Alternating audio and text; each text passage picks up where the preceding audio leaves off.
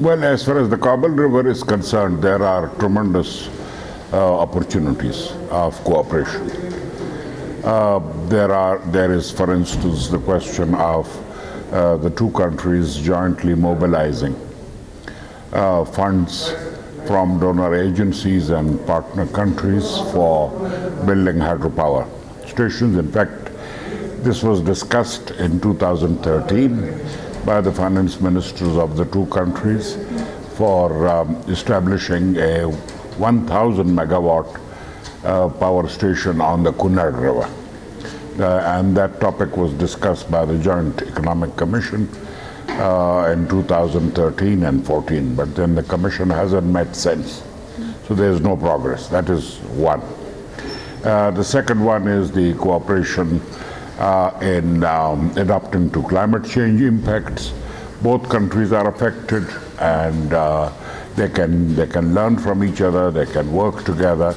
The third is the flood management through exchange of data, timely data, and all. There is also the question of irrigation and agriculture development, and how to promote research and development in agriculture. Pakistan has institutions which can provide training to Afghanistan and Afghan engineers and agronomists and others. So there are lots of these areas, and as I always say, there is also, when you cooperate in water, it has a good positive impact on the overall state of relationship. It deepens friendship, it deepens cordiality. Well, there can be so many models. There have been, schemes for regional and bilateral cooperation on international rivers in various parts. You can have, for instance, a joint water commission. India and Bangladesh have a joint water commission, but it hasn't done much. And this commission can discuss all areas of cooperation.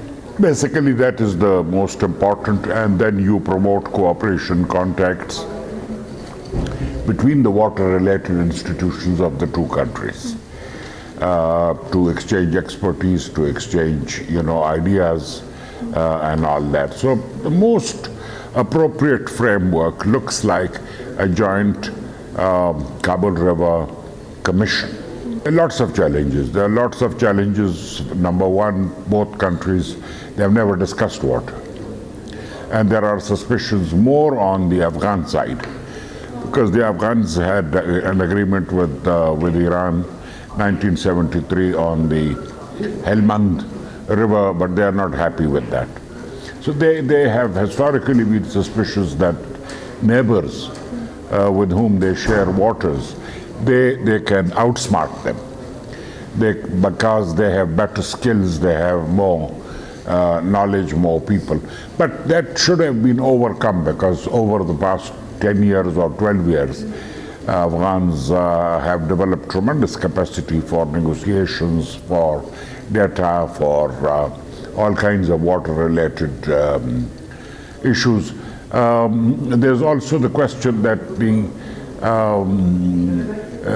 there are all kinds of uncertainties, we have problems, political problems, and all that.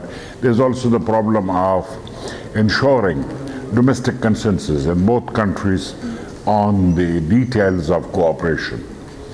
So, and we have in Pakistan and in Afghanistan resource constraints. The water institutions are not as well developed as they should be in dealing with all the water issues. I think Lead Pakistan has done an excellent job of generating policy relevant knowledge. I mean, the number of policy briefs that have been prepared, which have been discussed with stakeholders through special sessions. They're available on website. And also there is, unlike before, more knowledge, more awareness of the existence of the Kabul River, because no book on Afghan-Pakistan relations mentions the Kabul River, the transboundary issues. So a lot of people, if you take a broad sort of survey, wouldn't know. But now people, at least in the government and outside the government, are aware, and the topics that have been discussed, groundwater have been discussed, surface water has been discussed, quality of water has been discussed, the legal aspects of water management has been discussed. These are all, so there's a very rich body of knowledge which will be immensely useful if and when both countries decide to have a formal structured dialogue.